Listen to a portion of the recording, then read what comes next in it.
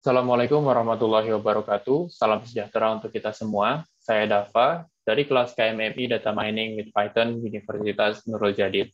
Kali ini saya akan mempresentasikan mengenai data mining. Dalam presentasi kali ini, saya membagi menjadi 4 outline. Pertama, bagian introduction, saya akan menjelaskan sedikit mengenai apa sih itu data mining dan bagaimana langkah-langkah di dalam data mining.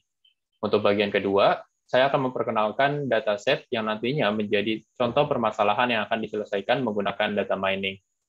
Pada bagian ketiga, saya akan menjelaskan mengenai shortcut yang dibangun untuk menyelesaikan dataset sebelumnya.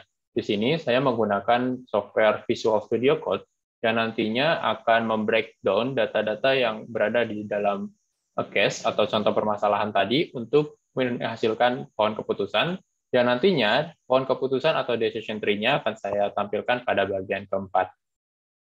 Langsung saja masuk ke bagian pertama, yaitu mengenai introduction. Apa sih itu data mining? Ada banyak sekali definisi yang menjelaskan mengenai apa itu data mining. Data mining sendiri terbagi atas dua kata, yaitu data dan mining. Data merupakan sekumpulan informasi, sedangkan mining adalah suatu arti dari suatu hal. Sehingga dapat dikatakan bahwa data mining adalah suatu teknik untuk mendapatkan informasi penting dari sebuah kumpulan data yang sifatnya masih implisit atau belum diketahui. Kemudian bagaimana sih langkah-langkah di dalam data mining? Setidaknya ada 3 langkah utama di dalam data mining. Pertama ada eksplorasi atau pemrosesan awal data. Pada bagian ini dilakukan pembersihan data, normalisasi data, transformasi data, kemudian penanganan missing value, reduksi dimensi, sampai ke pemilihan subset fitur.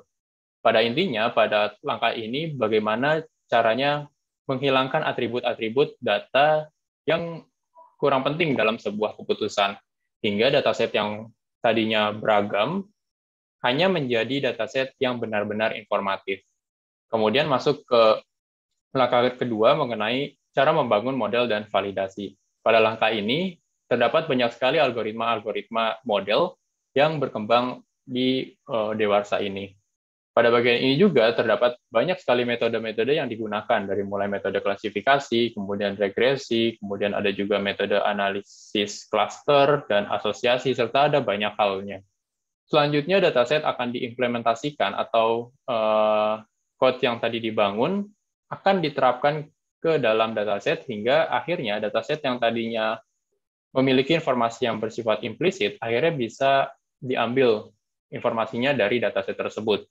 Dan ketika sebuah informasi sudah didapati dari sebuah dataset yang plural atau yang beragam, maka proses data mining bisa dikatakan berhasil atau selesai di sana.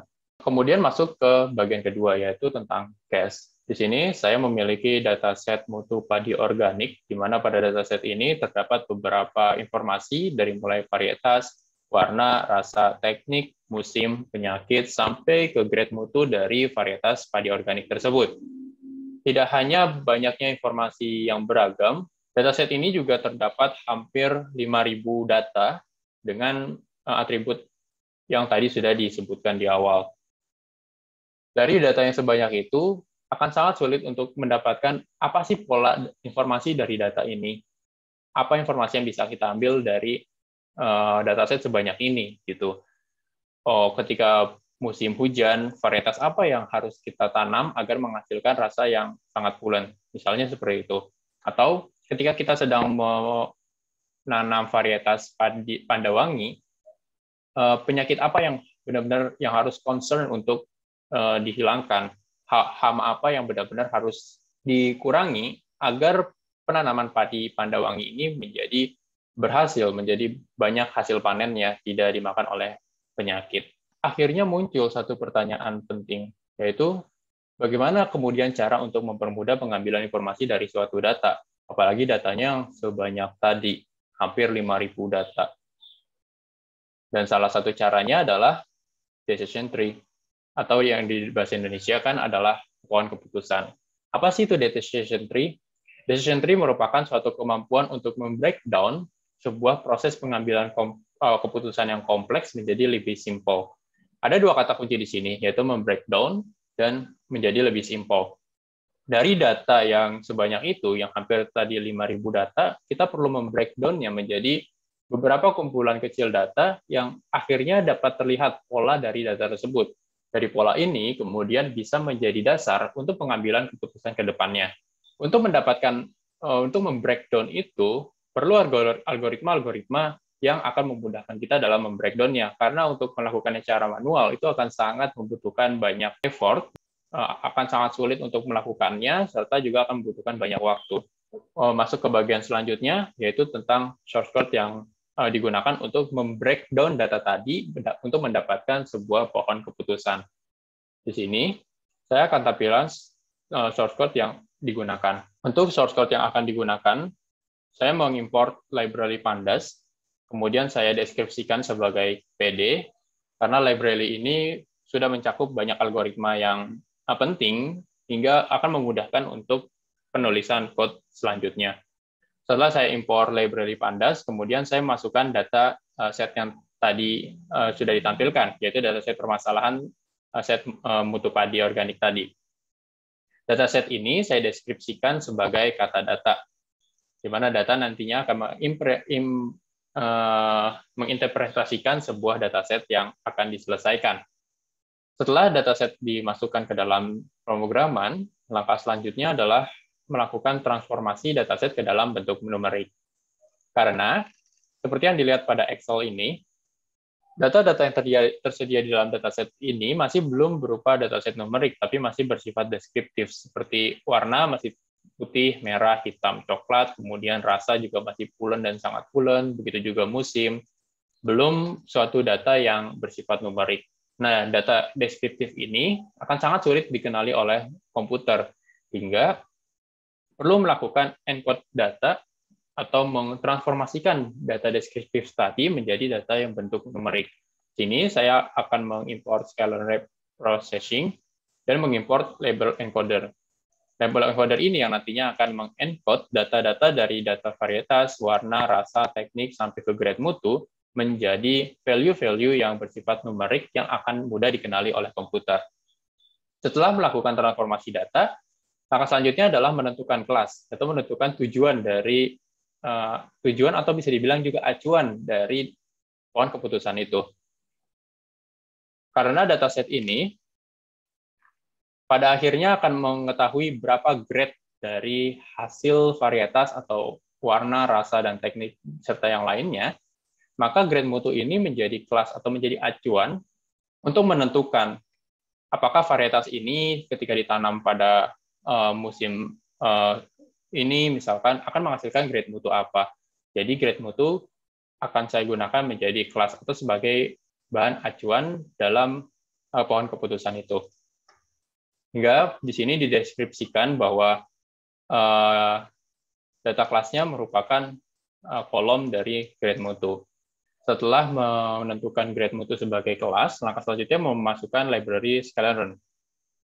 Di sini saya import library-nya, termasuk untuk algoritma decision tree classifier, kemudian juga ada coefficient matrix-nya.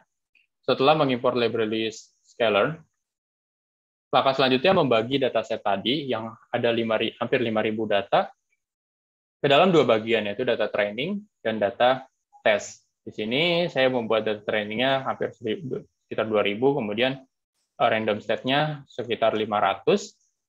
Untuk nantinya komputer mengenali pola-pola dari data training tadi. Ketika komputer sudah mengenali pola dari data training yang sudah di-set, maka komputer bisa menentukan hasil grade dari data test yang berada di dataset tersebut juga.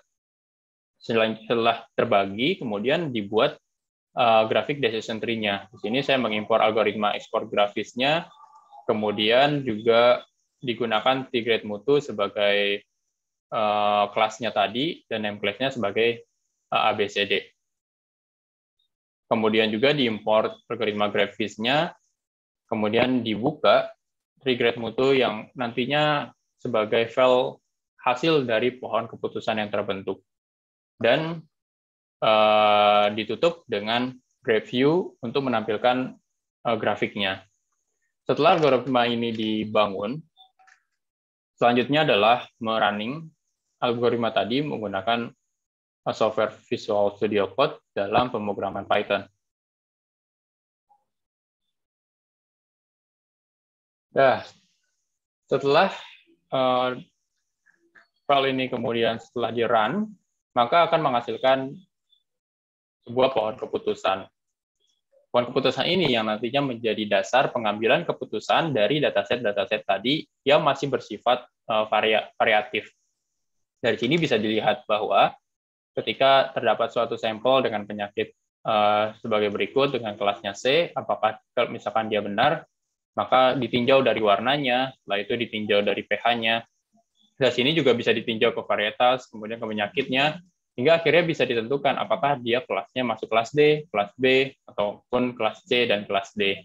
Dari data yang hampir 5.000 tadi, kemudian setelah di breakdown, menjadi lebih simpel dalam sebuah pohon keputusan. Itu saja yang bisa saya sampaikan. Mohon maaf atas segala kesalahan penyebutan istilah maupun penjabaran suatu istilah. Saya Dava Miftahudin, kelas KMMI Data Mining Universitas Nurul Jadid. Terima kasih. Wassalamualaikum warahmatullahi wabarakatuh.